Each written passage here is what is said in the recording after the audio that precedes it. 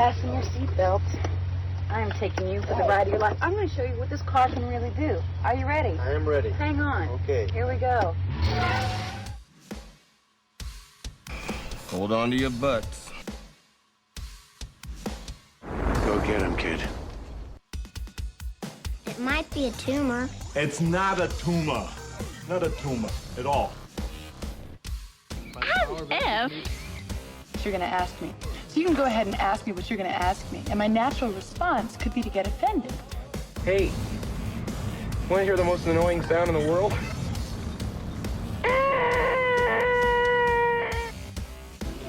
Yeah, well, you know, that's just like your opinion, man. All right. You're listening to the 30-something movie podcast. One movie each week, 30 years in the making. It is the 30-something movie podcast. It is episode number 405, Under Siege. And I have with me this evening, Dennis actually he's here, but he had to step away for just a moment. He might be back here in a second. Oh, Dennis is here. There he is. Hey, Dennis. I'm back, yeah. I've also got Pat with me here. Pat, how's it going? Great. Good to see you. Excellent. And Bo, how are you? Yo. Doing well. Yourself? Doing all right. Excellent. We're going to start this episode off with a little bit of a special tribute because there was Pat knows what's coming. So the year was, what did we decide? The year was 2012? 2012. So this is like the 10th anniversary year. Oh, we should have just done a Patreon episode on this whole thing. There we go. So do we stop now and just Patreon it next month? I mean, no, I think as with when we could at least view it and then and then always double back and as with when we can't stop. We've got to slow down first. Yeah, as when we made this short film, I think once you get going, you can't stop. Like you have to keep going. You don't have a choice. It is what it is. And so what we're referring to is that we were all working together.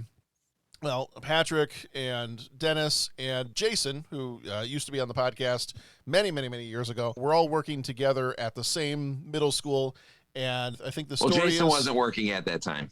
Well, that's also true. He was employed there, but yeah. Jason had a student teacher, and so he did not have some of the same classroom responsibilities that we did at that point. So he got it in his head that he wanted to do something a little creative and make a movie trailer that was kind of based on a Under Siege, Die Hard kind of premise. Well, the two choices were officially the Freaky Friday teacher swap with the body of a student, or it was the Under Siege Die Hard thing. That was our two choices, and we obviously went with the Under Siege choice. But yeah, those were the two ideas initially. Okay. And so what we're going to do here tonight, because this is our Under Siege episode, is Bo has actually never seen this before. I didn't realize that Bo has never seen this video before.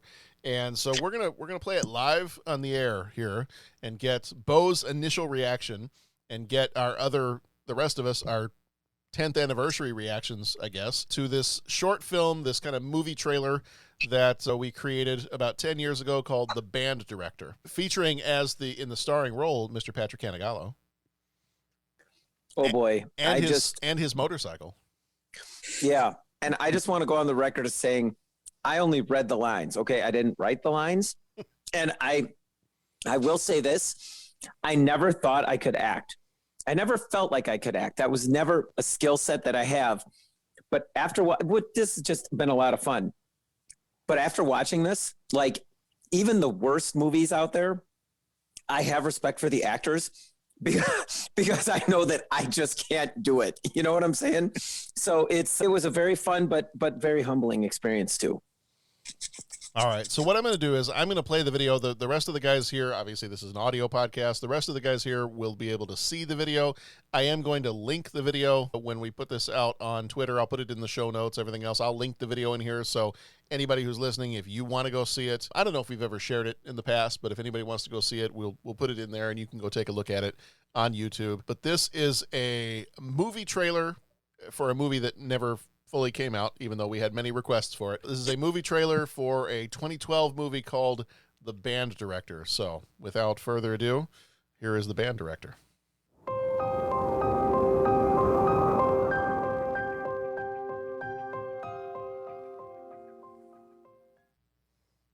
From Jason. Hey, Pat, it's Jason and Dennis. Tell them to come in tomorrow. We're wondering, can you guys can you come in tomorrow? Jason, tomorrow's Sunday. Yeah. Tell them to come in tomorrow. Okay. Because we need to watch this Monday because school's out. Yeah, because school's out. And so he's like, it should only take about a half hour. I'm like, okay, well, I'll swing by after church. And I got there at like 9:30. They'd been editing for 24 hours, and we filmed from 9:30 till about 5 o'clock or 6 o'clock that evening, including stuff with Roach, which then ended up on the cutting room Which floor. never made it in, yeah. Oh my gosh. Yeah, because I feel like I got that Sunday call, and it's just like, hey, can you come in for that? No. Nope. No. So, but like this is coming out tomorrow. We like need to get this done. Yeah. No. Well, my favorite editing moment was when that line, the music line on the top of the roof, where you're like a tad flat. First of all, I was down on the ground filming up, and these guys are on the roof, and it's like 2:30, and next thing you know, it's 3 o'clock, and then it's 3:10, and they're still working on this one line, and it's about how to say it. It's like 8:58 because Pat would go, "It's a tad flat," and then Jason's like, "I think maybe you should like tug on your ear or something and say tad flat." Oh, say, Christ. Tad flat, and then I think it's a tad flat, like every way you could pronounce it or inflection and everything else. And they're doing all these takes on this. And I'm sitting down there going, "Oh my God, like, come on, it's one freaking line." And then the next thing I know, we're editing, and Jason, because we've seen it 1,000 times, the line's no longer funny for him. So he's like, "I think we should just delete that." I'm like, "No, you know what? I sat there for 45 minutes. It's like Spielberg on the boat. I'll be damned if you're filming some of those deleting that. scenes. Or it's like where he's filming all those scenes, and it's like, you know what? No, we're keeping it in the darn film. Yeah. It's a tad flat. Wait, and Pat was like, "I got it." Wait, no, it's a tad flat. The fight scenes are hilarious. Yeah. On the roof, it was like, it looked like they were playing patty cake at one point. It's just kind of like, yeah, it was good. Good times. All right, so you're welcome, Bo. Thank you. And you can be like all the sixth graders who keep asking us, where can we see the actual film? Yeah. Where's the whole movie? Yeah, they want us to make the whole movie. I looked movie. on Netflix. It's not on there. Nor will it be. Nor will it be. I'm just waiting for the prequel where we get to find out more about the life story of Dr. Edward Moto. Yeah, Ed Moto. Because at that time, John was pushing Ed Moto pretty heavily. Yeah. For those not in the education world, that's a learning management system that you could use to put your classwork up. And for those not in the educational world, you don't care. Yeah, you don't care. Let's be honest here, guys. They don't care. They don't. Thank God that Bo appreciated the rock beats cymbals beat chair. Thank you. That was outstanding. I fought for that one in there. As well you should. It's like he's got to say something. Yes. I got it. Rock beats. Yeah, cymbals beat chair. Because yes. And the one line that still bothers me, Pat, you know what it is, which is the one that bothers me. Not that that's the line, but the way it was recorded. Remember what it was? That I said we got to reshoot one day and re-put it in there, but we've never done it. It's time for your curtain call, right? Nope. Wait, you smiled during that a little bit, but that's all right. It's the one where you say, because at least I think Bo caught it. That's not my lesson plan for today. The audio is too quiet, and we couldn't. The audio is too quiet with the audio. Yeah, and I'm like, I wanted that line to be louder and more pronounced. It was my fault because the mic I think that I had was the on-camera mic and not the boom mic that I had. Yeah. So it's a quieter line, and no matter how I tried to boost it in post, I can never quite get it as high. It was actually quieter than that. But I'm like, I want people to hear that one. It's not my lesson plan for today. Yeah. So I always cringe when I see that one. Yeah. Yeah. I just thought it was awkward that you kept telling Pat, do it slower like Roger Moore. Like Roger Moore. Slower and more intensity. Well, there's the blooper somewhere that still have to get out where you had that walkie-talkie, and I know you're going off for like 15 minutes, and just I love my wife. Like there's it's just a bunch of stuff here. Me? No, John. John had the walkie-talkie, and he was in the group of the conference room. Mm-hmm. And he was the ones where he's like, I want you to die, like I expect you to die. Yeah. He was doing a bunch of phrases from movies. There's I love my wife, something about I love my wife. That one, it was like there's just a bunch. I think you just told me to get on the mic, get on the C walkie-talkie. stands for something. What is it? What was, I don't even remember. I forgot what you said. Does a C stand for something or whatever? There was like all these things you're just throwing out, like just repeating and going like it was like letting Bill Murray go loose on set. You're just like, yeah, just keep talking. Just keep going. We'll get something good out of this. And you just kept acting like you're talking on the walkie-talkie. Yeah, Going. I do not think the words you say mean what you think they do. Blow off some steam, Bennett. All right. Well, yeah. now that we've graced everybody with the band director, we can get on to Under Siege. So very, very quickly, we spoil the movies we talk about here, so this is your only warning. And visit our website, 30podcast.com, where you can rate, leave a voicemail, or become a co-executive producer via Patreon. If you do, this month, you will get the awesome episode on the 1952 movie High Noon. We had a really good time talking about that one. So if you want to go listen to that one, there'll be a preview that'll be out on the regular channel. It's usually about 15-20 minutes long or so. But if you want the full episode of that one, you got to go over, and any level of support there on Patreon gets you access to that. So head on over there if you want to check that one out. And one quick thing on the question with that movie, the band director, and it's like if we were doing a real episode on this, it's like one of our famous questions that we typically will ask about movies is, could this movie have been filmed today? The social situation and things, and I'm like, I do remember the story too, where we had Mr. Springborn there, Tom, tied up in his office, and there was guys outside the thing doing the grounds crew, the maintenance, the landscaping. And I'm just thinking, we have this, they're looking through a window. They have no idea what's going on. And we've got a principal tied up with ropes and stuff and a piece of tape on his mouth. I'm surprised the cops were not called for that, but. Well, they were. He was sitting outside eating donuts. I was going to say, Jones was busy with his donuts. Yeah. We had all the bases covered. Yeah, that's Handy true. bag of donuts. Mm-hmm. All right. Well, our movie this time around is Under Siege. It came out on the 9th of October, 1992, rated R, with a runtime of 1 hour, 43 minutes. Directed by Andrew Davis, who also did The Fugitive, The Holes, The Guardian. Writer for this one was J.F. Lawton, who also did Pretty Woman, Chain Reaction, and Blank Man. Producers were Arnon Milchan, who did L.A. Confidential and Birdman, Stephen Ruther, who died in 2010 and did Pretty Woman and Face Off, and Steven Seagal, who produced Above the Law and The Patriot. Music was done by Gary Chang, who did Point of No Return, The Island of Dr. Moreau, and Double Team. Double Team, that classic Dennis Rodman movie. Anybody see Double Team? No. No? Okay. I have not. See, I figured being from around Chicago, like this would be the one group that if anybody had seen Double Team, it'd be somebody in this group. No. No? Okay. I did see. I saw Space Jam 7 times in the theater. But... I would say I saw Space Jam, and what was the other one Rodman was in with the North Korean guy? I don't even know. Yeah. Didn't pay that much attention to the Dennis Rodman movies. Yeah. It'll come to me. Let's see. Cinematography was done by Frank Tidy, who died in 2017. He did Chain Reaction, Stop or My Mom Will Shoot, and The Duelists. Editors for this one, bunch of editors for this one, Don Brochu, Robert A. Ferretti, Dov Honig, and Dennis Verkler. And they did, let's see, Brochu did The Fugitive and Chain Reaction. Ferretti did Tango and Cash and Lockup. Really likes the prison movies. Honig did Dark City and The Last of the Mohicans. Verkler did The Hunt for Red October and Batman and Robin. What a spectrum that one is, to go for The Hunt for Red October to Batman and Robin.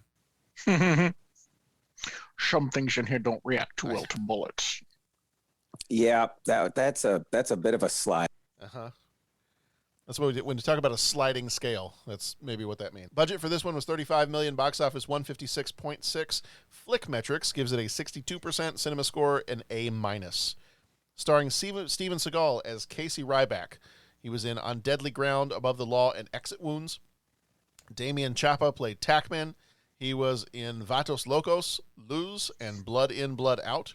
Troy Evans played Granger. He was in Demolition Man, Teen Wolf, Fear and Loathing in Las Vegas.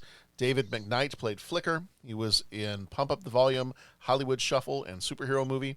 Patrick O'Neill, who died in 1994, played Captain Adams. He was in the 1975 Stepford Wives, In Harm's Way, and The Kremlin Letter. Gary Busey was in Address and played Commander Krill. He was in Point Break, Lethal Weapon, and Predator 2. Glenn Morshower played Ensign Taylor. He was in 24, TV series called Bloodline, and Transformers Dark of the Moon. Bernie Casey, who died in 2017, played Commander Harris. He was in Bill and Ted's Excellent Adventure, In the Mouth of Madness, and Revenge of the Nerds. Raymond Cruz played Ramirez. He was in Training Day, Alien Resurrection, Clear and Present Danger. Dwayne Davis played Johnson. He was in The Program, Beetlejuice, and Ghosts of Mars.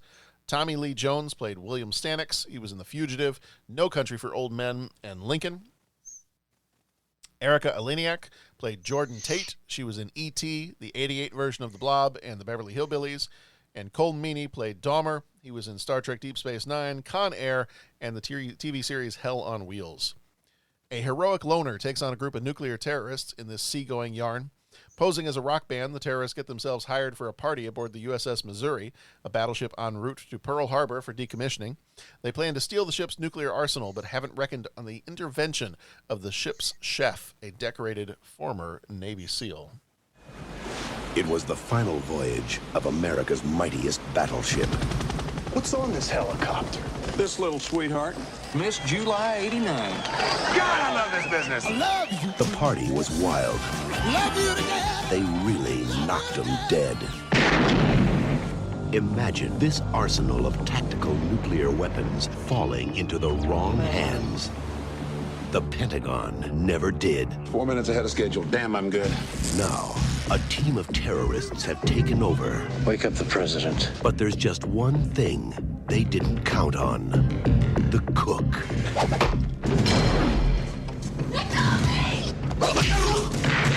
Are you like some special forces guy or something? No, I'm just a cook. Oh my God, we're gonna die.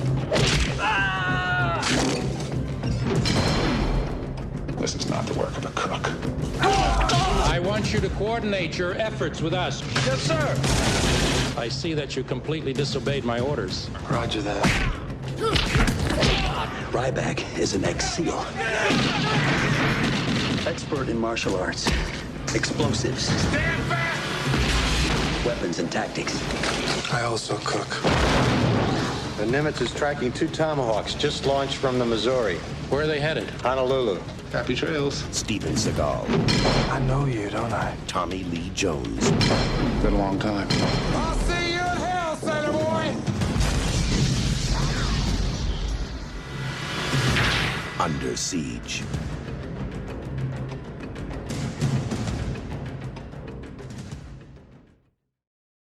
All right. First time you saw this movie, and how does it make you feel?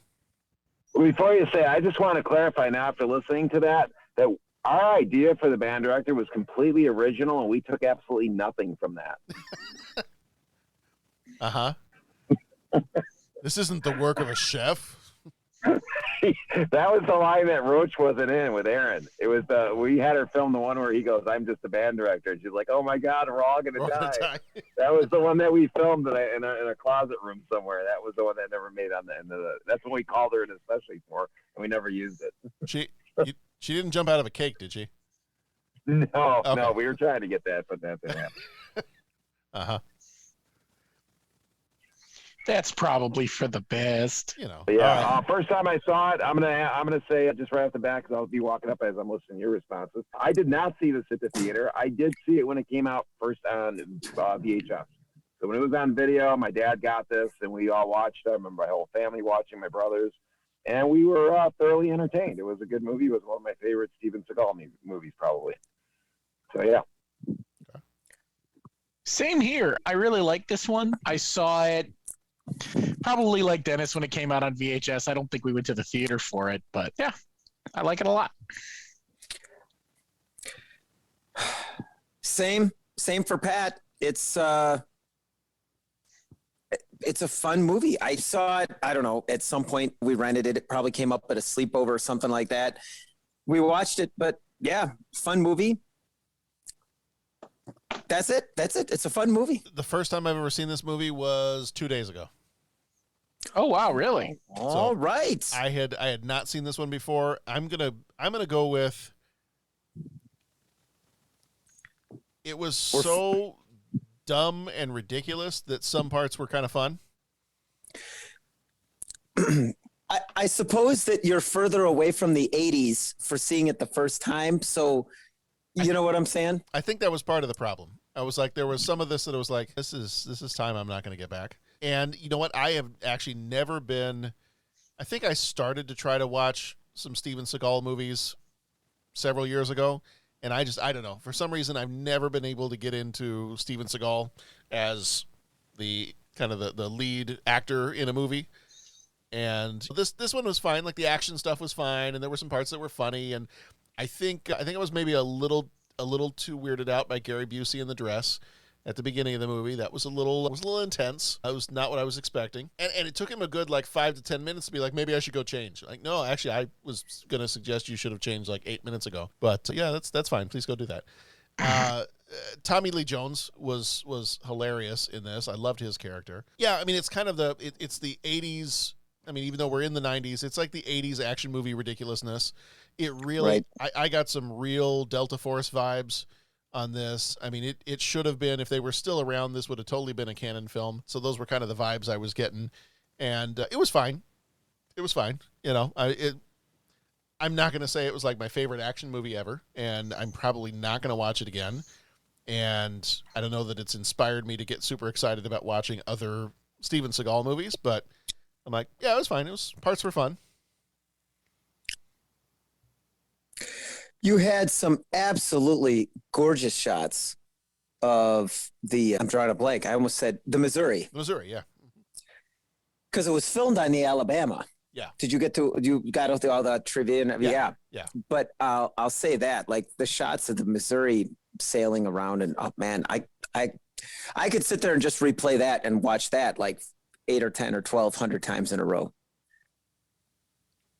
Oh yeah, no, all the shots of it reminded me of, I had written, I can't remember what the name of it was. There was a documentary where they were doing like, and I feel like there were multiple episodes of it, but it was like this documentary series on like a day in the life of an aircraft carrier, and it just kind of reminded me of that. I don't remember what it was called, but it was. Was it back during the Gulf War? It might have. I feel it's a little later than that, but it might have been. And it was not, I'm sorry, not the Gulf War, but like the second Gulf War, the one right after 9/11. Probably.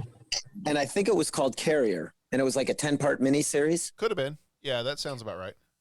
Is that the one where like they focus on different aspects of the thing, and one of them is on the pilots, and they've got that really dramatic thing where they're trying to land the planes in rough weather? Yep. Yeah. Holy cats. Yeah, I know. Yeah. So as much as I mean, there were parts of this that I enjoyed. There were a lot of parts that I was like, I'm not getting this time back. But what it did make me want to do is like, I want to go back and find that Carrier show. I didn't remember the name of it, but I'm like, I want to go back and find that documentary. Yeah, I'm almost sure it's called Carrier or Aircraft Carrier, whatever. But yeah, it is. I just looked it up, and it's on. I don't know if you can watch all the parts on here, but it's on pbs.org, and it looks like there's full episodes of Carrier on here.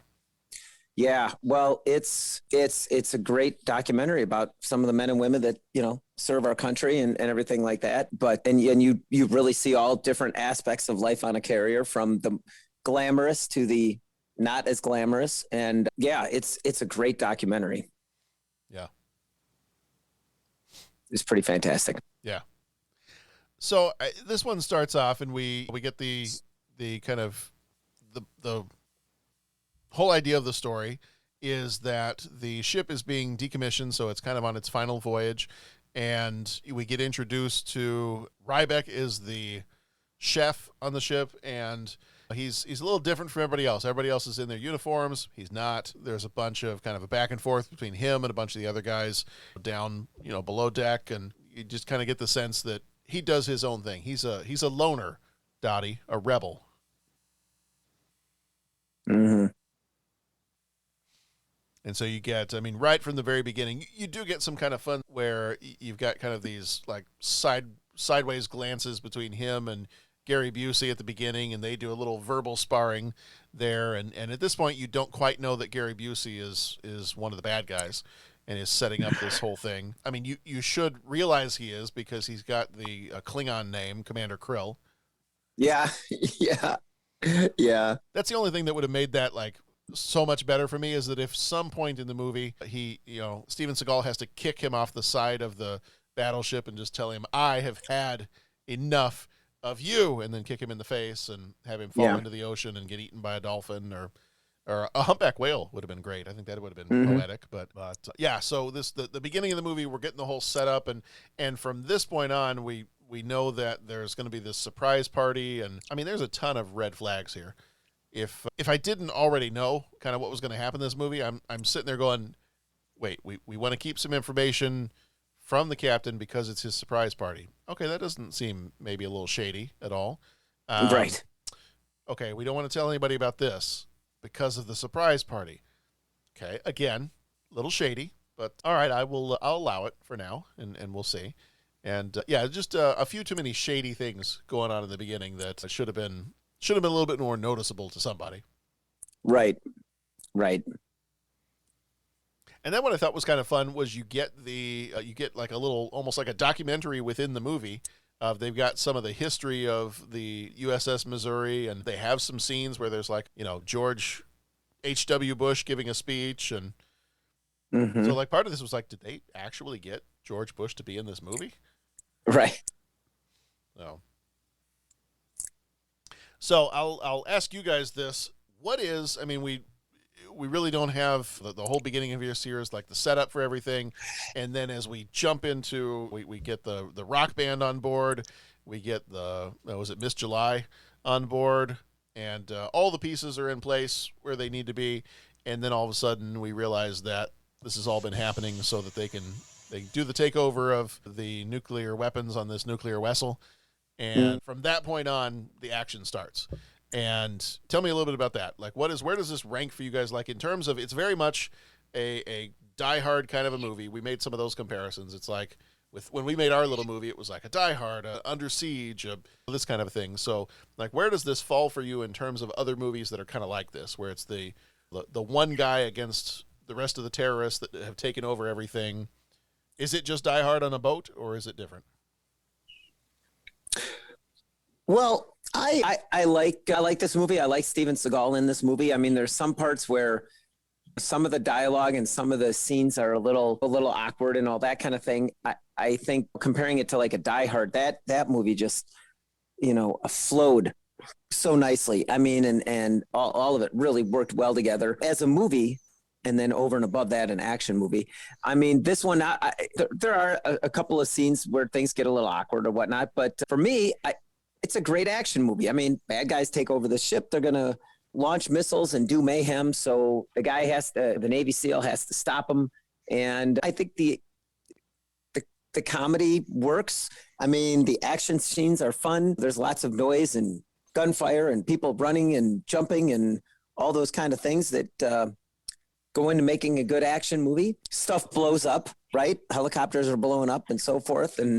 And as in any movies, and especially action movies, there's always I got to suspend my disbelief and kind of turn my brain off for a little bit so I can enjoy this movie. But there's a place for that. So yeah, I enjoyed it. Like I said, I felt like the action was fun, and Steven Seagal brings his own unique, brand and style to the action movie actor role. He doesn't do the Arnold Schwarzenegger thing. He doesn't do the Sly Stallone thing. He does his own thing. And that seemed to work in this movie. So.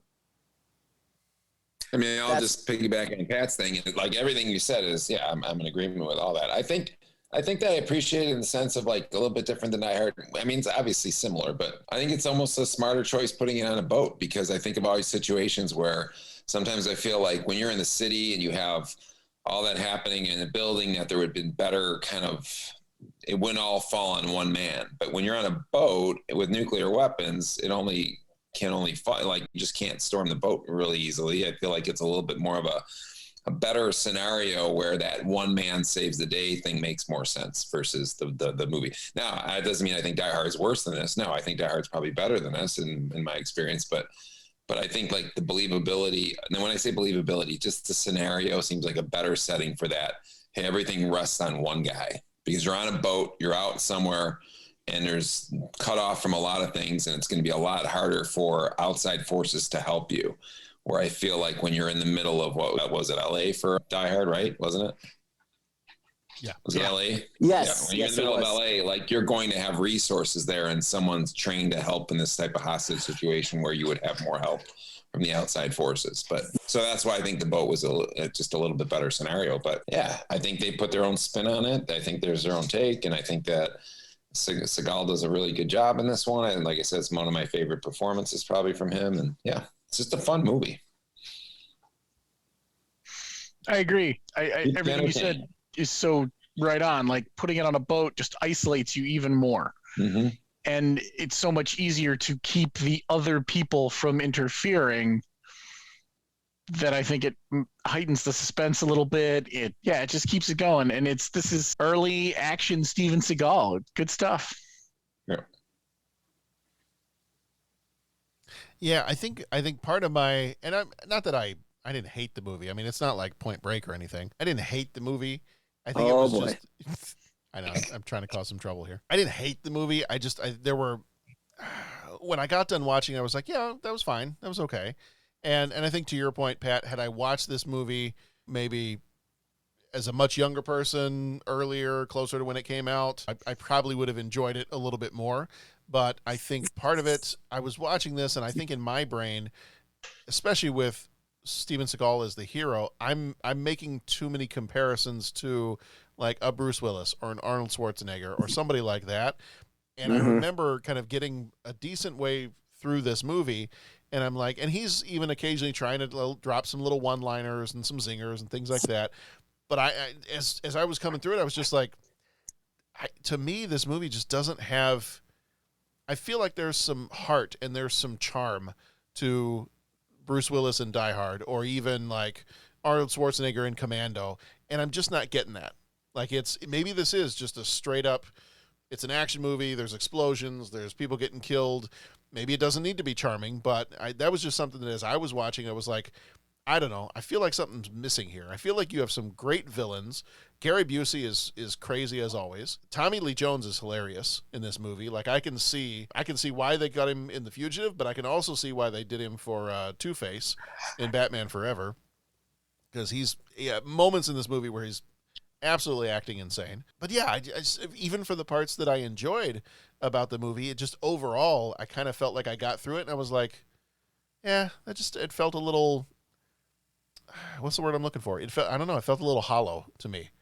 Like it was a decent action movie, but I was like, I felt like when I watch Die Hard, when I watch Commando, when I watch some of these others, when I watch Lethal Weapon, when I watch that kind of stuff, even though they are similar action, explosion, testosterone, like all that stuff, I don't know. This one to me just seemed like it didn't have the same heart and charm that the other ones do.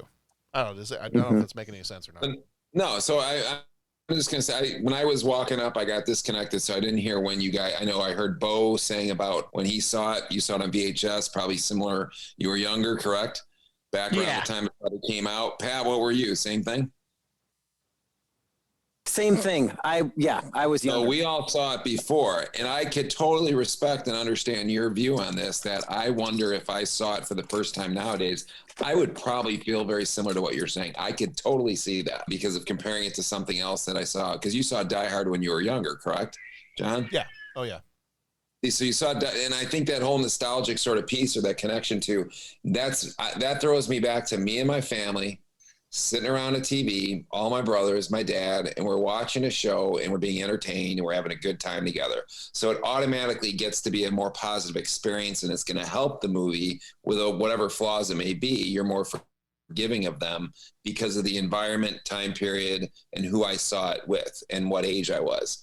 If I were to see it for the first, in a disclosure, I have not seen it for this viewing or for this podcast that we're doing. I saw bits and pieces of it about 5 years ago, and I could totally see what you're saying.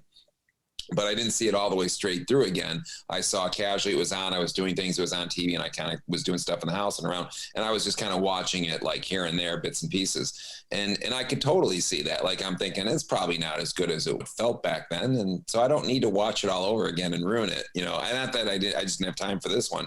But I'm guessing that if I probably did that, I might have had some more,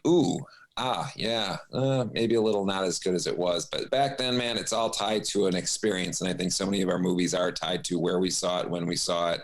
And I think this would be a perfect case for that. I think back then, I'm going to say great movie, entertaining, fun time, family, pizza, popcorn, and watching that thing. And it was great. Now watching it Good by myself, popcorn movie, as an yes. adult, watching as an adult now, I'd probably be like, I'd see more of the warts and more of the flaws and stuff, and maybe see it as a little bit more hollow, like you described. So I totally can see that. Does the Gary Busey in a dress scene bother you as much as Howard the Duck in the bathtub? Nothing bothers me as much as Howard the Duck. Okay. Silly question. Uh-huh. And people out there in the audience here listening, I mean, I'd be curious to see your reactions. Like, if you just saw it for the first time, does it hold up for those? My kids have not seen this film, so I don't know. But I'd be curious if people saw it first time now. And then I wonder, what if you saw it for the first time, but you didn't see Die Hard? Like, is it because it's compared to Die Hard so much? And I feel like you got to pick one of the two. Was there that pressure now? Where back then I didn't feel the pressure that I had to pick one of the two. Yeah. For some reason, I just like enjoyed it and watched it. And that was it. I didn't feel like I was comparing it to Die Hard so much, even though, yeah, obviously there's similarities. I probably didn't even because Die Hard, while it was a great film back then, I don't know if it had established the long-living cult status that it did. Not cult status, but popularity, like classic status, I guess. That's kind of how I felt. I felt like if I had not seen Die Hard or some of those other kind of similar movies, that I probably would have a different take on this one. In a different age. And did you see it with family, or did you see it just by yourself? Sharon and I watched it. Was it last night or a couple nights ago? A couple nights ago. And she had not seen it before? No, she hadn't seen it. And what did she think of it? About the same. Okay. We were both like, okay. Okay. Yeah. Like some of as we started to watch it, the military stuff was fun. And she was already like, oh, my dad totally would have watched this movie. He probably did. I don't remember ever watching it, but her dad loved all the military movies. And then it kind of got a little further into the movie, and we were both like, okay. All right. Yep. So. Well, let's see. We got another hour and whatever left. But I mean, you get into the action parts, and the action parts are fun. And yeah, I don't know. There were just some stretches of it that was like, okay, well, time to move along here. One, I was going to throw in a couple of quick little fun trivia things. I don't know if you guys scoured the IMDb before we started recording here, but apparently at the time that this came out to rent, and if any of you start laughing, I'm going to know that you saw this one as well. This was a very popular VHS to rent at the video stores, but video stores had to constantly replace their copies of the Under Siege VHS tape. Did anybody read why? Yeah, I read people that. kept rewinding the dirty parts. Yes. Yeah. People kept pausing and rewinding the cake striptease scene so much that it ruined the VHS tapes, and they had to have them replaced. Of course. Yeah. So if any of our listeners were one of those people that destroyed the Blockbuster Video copy of this, please feel free to chime in, give us a call, send us an email, whatever, let us know. And we'd love to hear your personal story about how you ruined a Blockbuster videotape because you paused and rewound it so many times. Awesome. So in this, as it goes on, one of the other kind of fun things that I noticed, and I noticed this first, but then I saw it in the IMDb section too, is when they have those scenes where they go to kind of like the war room. I don't know if that's supposed to be Washington, D.C. or wherever it is, but they go to the war room, and I'm sitting there, I'm going, is this Dr. Strangelove? This totally looks like Dr. Strangelove. And then I read in the IMDb section, one of them said something like, yes, they purposefully modeled the war room scene off of Dr. Strangelove. And that was the part, like I had fun with that part. That part in particular, I was like, this is kind of fun, because normally you get like the stodgy military guys that are like, no, you must follow our orders no matter what, blah, blah, blah. But you have the one guy that's like, well, you already did what I told you not to do, did you? Yeah. Yeah. All right, well, since you're not going to listen to me, let's just roll with it. And I'm like, okay, well, that's kind of a nice change of pace. Normally you get the military guys that'll just yell at him and tell him he's got to follow orders no matter what. And these guys in the war room are a little bit, it's a very laid back wardroom is kind of what I'm feeling there.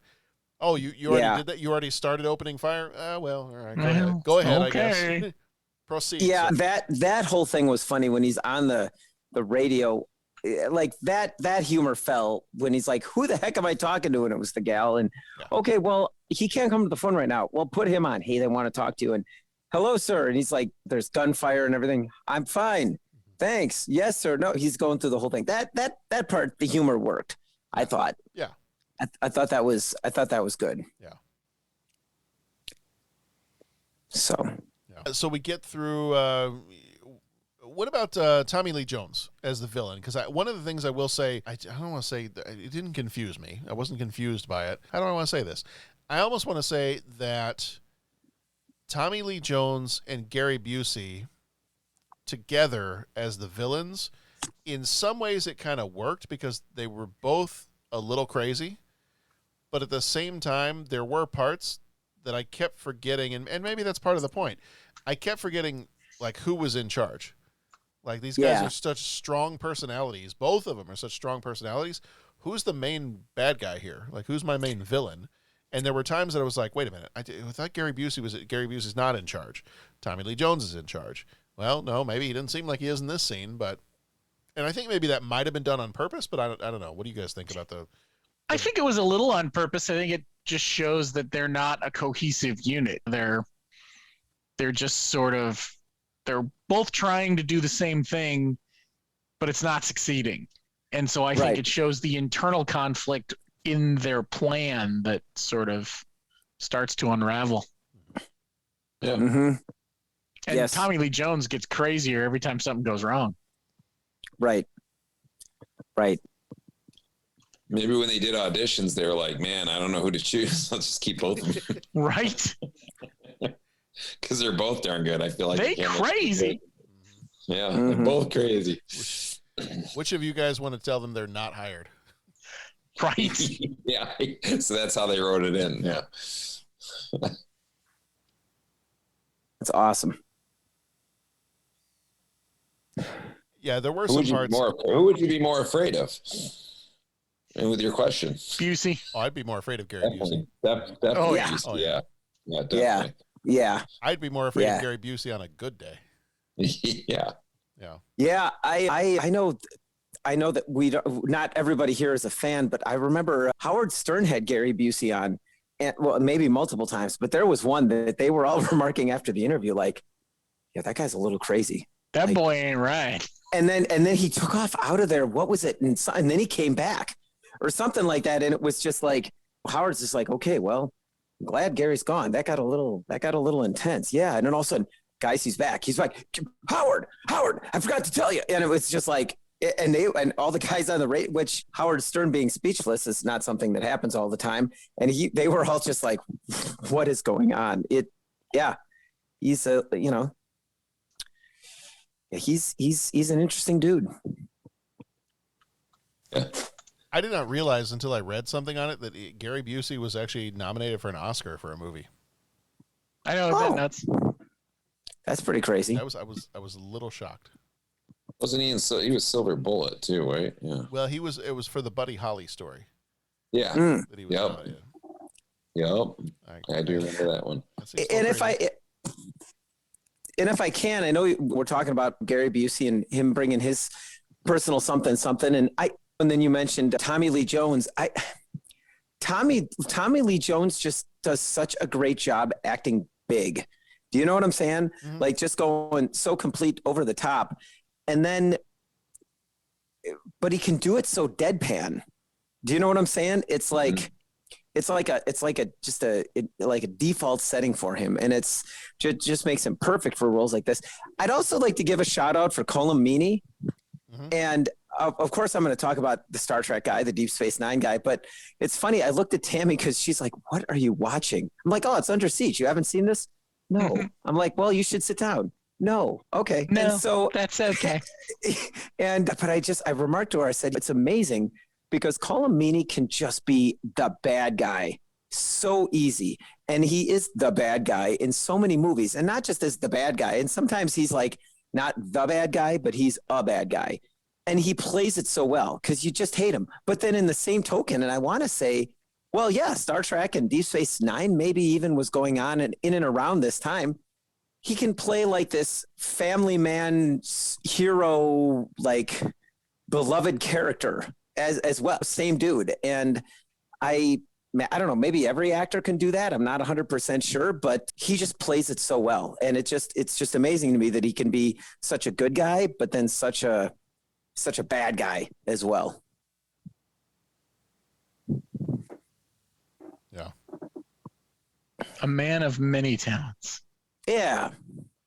I was going to say The Fugitive is just a good example of that balance, how he could switch on you, because in The Fugitive, even though he technically is the side of the good, but you know that Harrison Ford's character is innocent, so he seems like the bad guy here. But then at the end, he's the understanding guy at the end, when he's like, I know. On that whole scene, he breaks down at the end, he's like, I know. And yeah. And that was a he growth can thing. tiptoe that role very well, yes. And then U.S. Marshals. Yeah, well, and then especially because, not to do too much giveaway with The Fugitive, but that whole, okay, Fugitive spoilers. I don't think you have to worry about Fugitive spoilers anymore. Okay. But, I don't care. Yeah, exactly. I didn't kill my wife. I don't care. Great line. And even the way he delivered it, as I remember, wasn't sneering. It's just like, that's not my job. My job's to bring you in, and that's what I'm going to do. I'm not here to figure that out. This is what I got. Yeah. And he just delivered it so well. But then, like you said, U.S. Marshals, when he can then go big, and it's like, all right, I want to find this, that, brain dead redneck. I want you to go into this thing. I want you to search every in-house, outhouse, but boathouse. And he just delivers that rapid fire stuff that's like that act big kind of thing. And so, yeah, he's talented guy and brought a lot to this movie, which I think, like they say, every movie is only as good as its main bad guy, you know? And you've got the 1-2 punch of Gary Busey and Tommy Lee Jones. And I think that lets the focus be on that. So Steven Seagal can kind of focus on, where his talents lie, which is that like dry, sarcastic kind of nothing phases me delivery. You know what I'm saying? And they don't need to overplay that or use it too much or overuse it, because you can have the bad guys take up so much screen time. And that just makes Steven Seagal look that much cooler when he's doing his knife fighting and everything like that, is because he can just act the same way the entire time, non-phased and not surprised by anything you see. Mm-hmm. It's like a football team being able to establish the run. You don't need to ask the quarterback to do things that the quarterback might not be comfortable with. You could keep them in their comfort zone because you've established the run. And that's what this movie did. It established the bad guys, and they oh my gosh, that was awesome every time those guys appeared on screen. But you never really had to ask Steven Seagal to do stuff that was outside his comfort zone. Right. Like the really awkward kiss of the girl at the end. You didn't need to ask him to do that. You did, but you didn't need to. You mean this move? Uh-huh. Yeah. That was that was where the action part of the movie was starting to kind of redeem itself, and it was like, oh, the action's kind of fun. And you brought up the knife fight scene. I'm like, we both, as my wife and I are watching it, we both are like kind of laughing at the knife fight scene a little bit, because we're like, it looks like a cat fight. Like they're just like like that, like with their knives. And I was like, all right, so I'll give that one a pass a little bit, because the action up to this point has been pretty good. But then it does get to the end there, and it gets to the end where he then goes and he kisses the girl. And that's where it took me out of the movie again. After I had started to give it a little bit of redemption, it took me out again, because I kind of felt like up to that point that this was more of like not a father-daughter kind of relationship between the two characters, but it was much more like that than like a love interest kind of a thing. So when he went to go plant this kiss on her at the end, I was like, ugh. Yeah. No. That just seems wrong. Yeah. So I don't know. So and nothing, I mean, I don't think they ever implied that it was and father-daughter is maybe not the right term to use, but it just felt like it was much more of I'm a protector. I'm protecting you because you're in this situation. You're way in over your head. So let me be the person that protects you. I didn't get any other kind of chemistry from them throughout the rest of the movie. So when he planted that big kiss on her at the end, I was like, that just feels kind of a little creepy. So that's how it is in their family. Right. Well, it's like that relationship for that payoff to be there, or that and that payoff, but that point didn't really get developed to where that would make sense or feel right. Yeah. Right. Yeah. Whether, I don't know if it's necessarily creepy. It's just you didn't develop that sort of relationship at all, or even hinting towards that. Where some movies you're like at the end, this is gonna happen, and finally you're gonna get to kiss the girl here at the end. And in this case, you're never really thinking that. So when it happens, it's kind of like, could have done without that. Yeah. Why? Like I think you said, why? Yeah. Like why? Why? Not needed. No. Just let her hop out of the cake again. But we don't need to do that. Now that seems creepy. Anyway. All right. If anybody listening is creepy enough that you paused and rewound the kiss at the end scene and you ruined the tape that way, let us know. Because that's anybody. But again, you keep asking people to let us know these things. Are you sure this is information you want to have? No, the one I really want to know is, did anybody pause and rewind and break the tape with the Gary Busey and drag scene? There you go. That's the one I'd be more curious on. Okay. And if so, why? And if so, are you okay?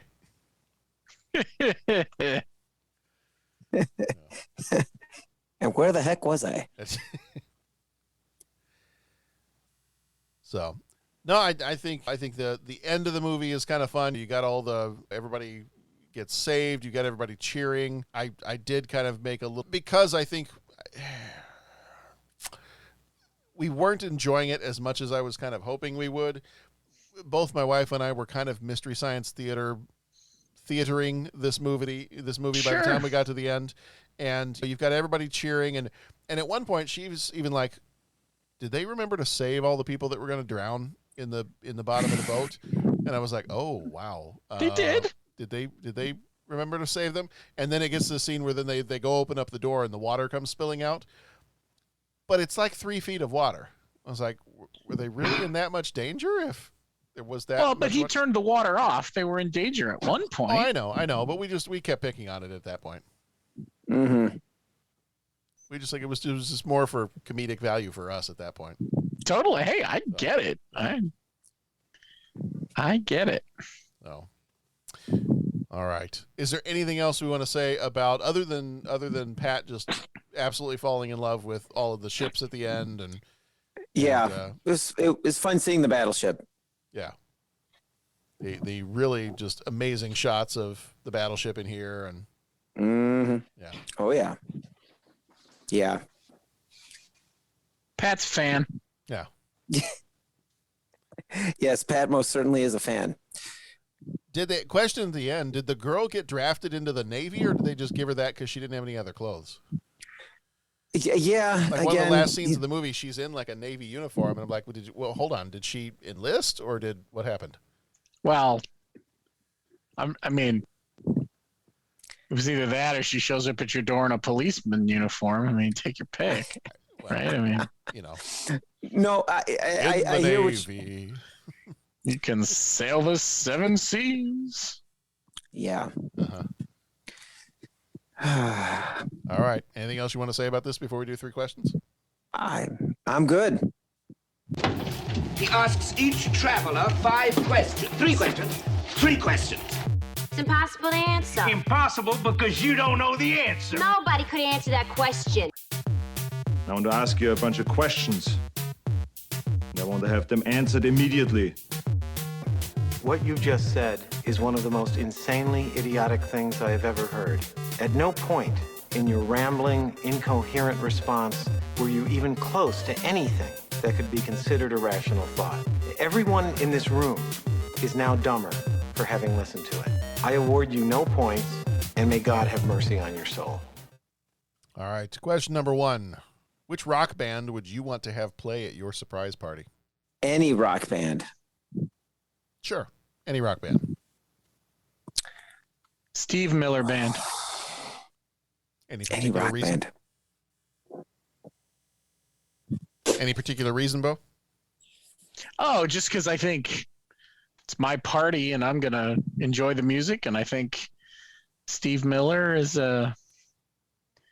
such a wide variety. I don't know.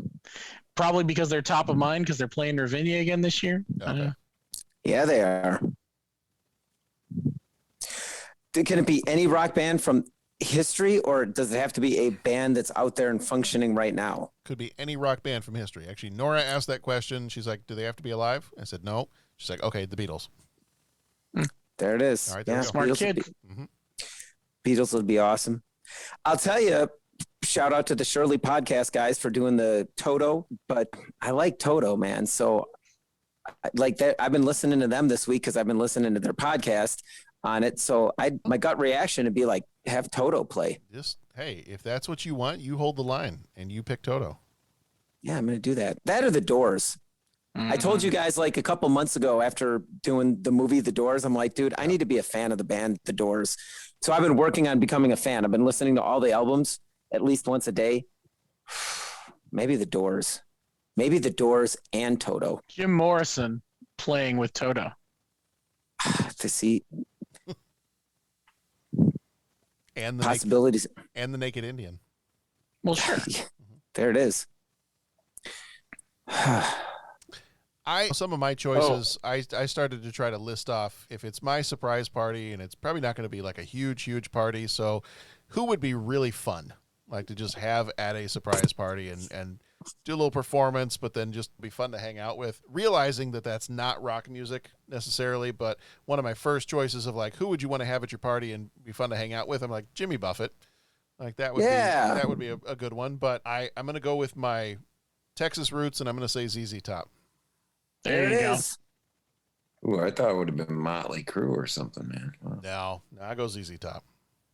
Or Guns N' Roses. No, okay. I don't think I want to hang out with Guns N' Roses. Okay. I'll listen to their music, but I don't think I want to like actually spend a whole lot of time with them. Maybe Slash. I didn't know Slash seems like it'd be a good guy. I just figured, yeah. I guess you're spending time with them. I just figured they're at the band. Yeah. Okay. Yeah. Well, for me, I mean, if I was going artist, that would be I just go for my favorites. Like Peter Gabriel would be in there. But if I'm going to go band and we're going to have a band playing things, I would probably go U2, classic U2. So Bono and hanging out with them, I think would be pretty cool. My runner-up would be probably James, a band called James that I've seen and love. Yeah, those would probably be my two. But U2, I'm talking like Joshua Tree time, U2. Rattle and Hum, Joshua Tree, that version. I like them now still, but I'm like, if I were to go modern, I might pick. I think Coldplay would be kind of fun to maybe have too. Yeah. All right, question number 2: which Gary Busey character would you least want to meet in a darkened alley?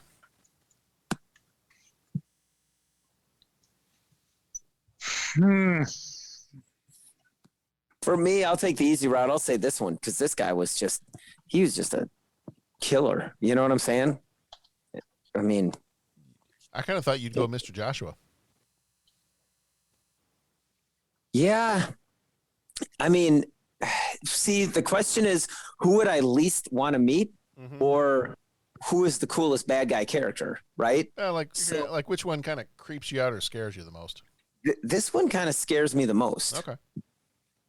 Like, Mr. Joshua makes sense. This guy doesn't make any sense. You know what I'm saying?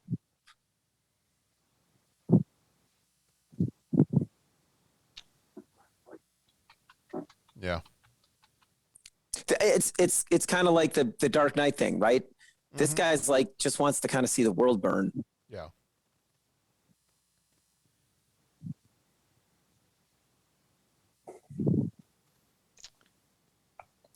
I'm gonna go with Gary Busey from Predator 2. There you go. I'm just gonna picture him standing in that dark alley going, lions and tigers and bears. Oh my. And that's creepy enough for me. And I'll avoid that alley. Yeah. Although this one gives it a run for its money, especially if he's in the whole get up with the wig and the dress and the everything else. Yep. If it's the fully stacked Gary Busey from this movie, then yeah, that one might win out. But I really liked Gary Busey in Point Break. I'm just going to say that, like we're talking about when he creeps me out in the bush back, because he's normally the bad guy and he creeps people out. But it was fun seeing him as the good guy. I mean, if you like that kind of movie. Yeah, if you like that kind of movie. I know I'm kind of like, this isn't like a rejection of your question because I answered it, but this is like a rejection adjacent answer in terms of, I'm going to tell you the kind of guy I'd like to hang out with. I'd hang out with that guy. Hey, Utah. You know, that'd just be fun. Yeah.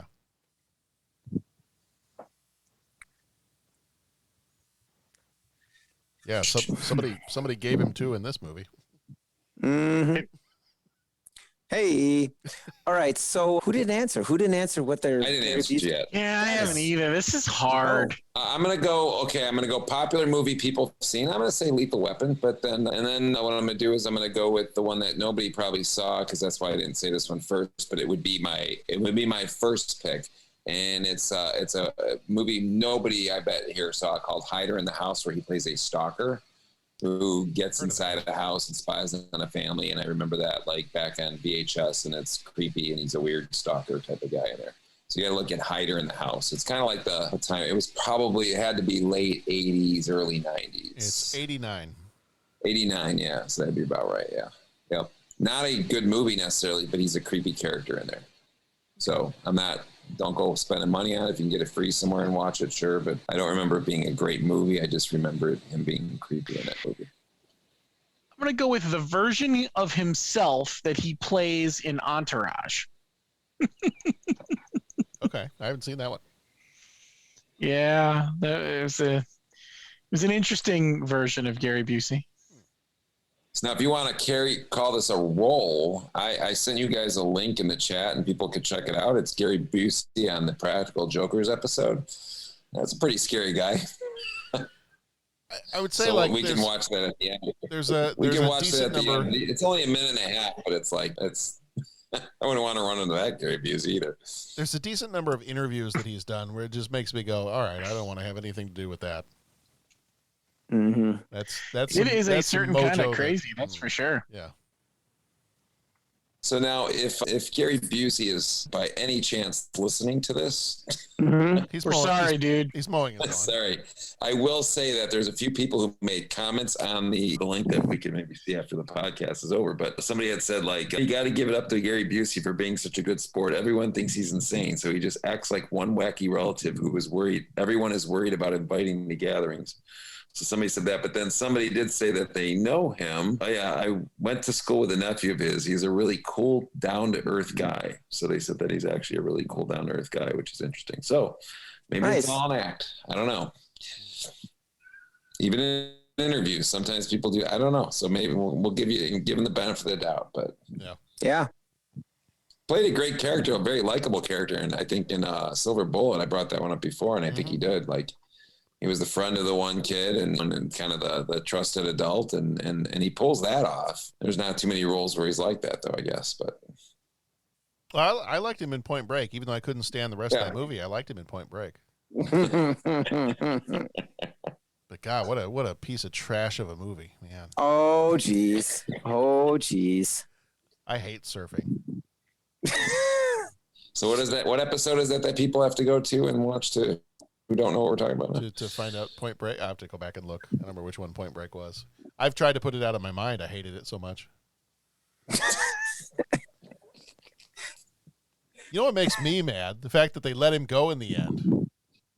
That's what makes me. Yeah. Should have just executed him right there on the beach. Is what they should have done. I know. Well, it just goes to show you. Trying to cause trouble. There's always something. Speaking of something, question 3. Have you ever been on an actual battleship or a naval vessel? Nope, but God, would that be cool. I have been on a couple of battleships. I was young enough that I do not remember what they were, but I know a couple of different times I know one of the very first times we went to Florida, I feel like we went to Pensacola, and there might have been a ship there. And then I feel like there was another time that we were somewhere else. Maybe it was Galveston down in Texas, and I feel like there might have been a ship there at one point.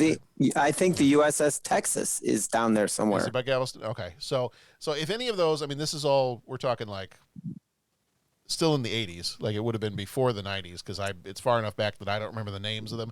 I remember going. I remember seeing them, but I don't remember the names of them. The most recent one, and our Oklahoma contingent of friends will appreciate this one. The most recent one of the last times that we drove down to Texas, we had the kids with us. We stopped at the USS Batfish, which is a submarine, and it is currently housed in the middle of a field in Muskogee, Oklahoma, off the highway. Oh, cool. So that one was kind of fun. It's you can go into it. You can kind of see like how big all the bunks were, and it is like submarines like that. It's tiny. It's claustrophobic. Mm-hmm. But that was fun. The kids enjoyed that one too. I think John even got in the gift shop. I think they had a Lego set of the Batfish that you could build. So I think he got that. Oh, fun! Built it on the way down to Texas. So, yes, Cool. if you're driving through Muskogee, Oklahoma, feel free to stop by the Batfish.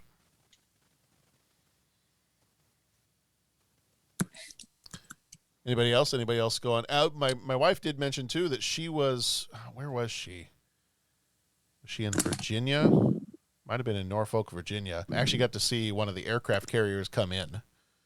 Oh, right on. And so that was really cool. That's very cool. I am trying to think if it was.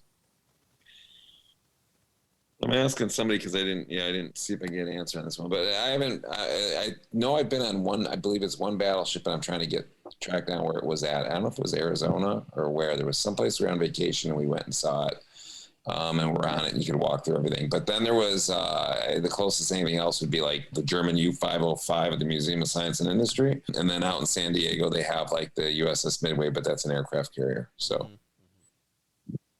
it's kind of more of a museum type of thing. But yeah. So I've been on those. If I get the answer to the other one, I don't know. I know we were on one, and I don't want to say USS Arizona because I don't know if that's true. No, I don't. It wouldn't have been the Arizona because it was sunk. I'm wondering if there was a different version. Like, did they redo? There's something. I want to say it was an Arizona vacation. It was because the original is obviously sunk, and sometimes they do like different. Like I don't know if it would just been a fake, like a remake. Like I don't know. I would say no, especially with, I think the Arizona, they keep that I have a picture of it somewhere too. pretty. It was in Texas. Okay, hold on. Oh, it was in Texas? In Texas, yeah. So let me see. I think the USS Texas is down in Texas. Yeah, I bet the one I went to in Texas was the Texas. You think it was? Was that? Then it was. Because that's down in Galveston, and we used I was to go going to say down by Galveston. Okay, then that would be it because that's where we were at. Yeah, because we used to go to Galveston, and that's where we went on something. So that's pictures. But it looks like that's in the water still. Like I mean, like literally away from. For some reason, I don't remember being. Maybe we were.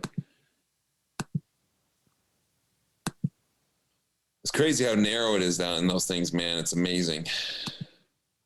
Like, I don't think I'd be claustrophobic on a ship, but because the quarters are so small in so many of those places, I mean, I remember hitting my head on a lot of things walking through.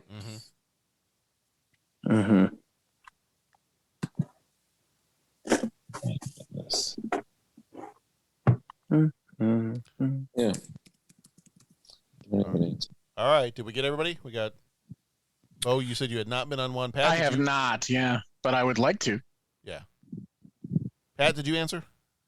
Not yet. I was kind of researching the battleships. I have never been on a battleship. Okay. I can't say with 100% certainty, but with 95% certainty, I have all of the battleship memorials, museums around America kind of like staked out. And that's kind of on the bucket list of traveling to all of those. That kind of surprises me that you haven't been on one. I've just never been to that area of the country where they've had one. Now, our good friend Jim Garbrecht actually has been to all 4 of the New Jersey class battleships, which the Missouri was one of the 4. And so he's been to all of those and he's talked about it. And like, I'd like to get out to San Diego and see the Midway. And then what is the one is it the Intrepid is in Hudson? where is that? The one that was in National Treasure that has all the planes on the different planes from the different eras on the deck that Nicolas Cage jumped off of in National Treasure. Anyways, those are aircraft carriers too. But no, I've got a list of all the different memorials. I've been on, like Dennis mentioned, there's a submarine, World War II era submarine, the USS Silversides over in Michigan that I toured and went through.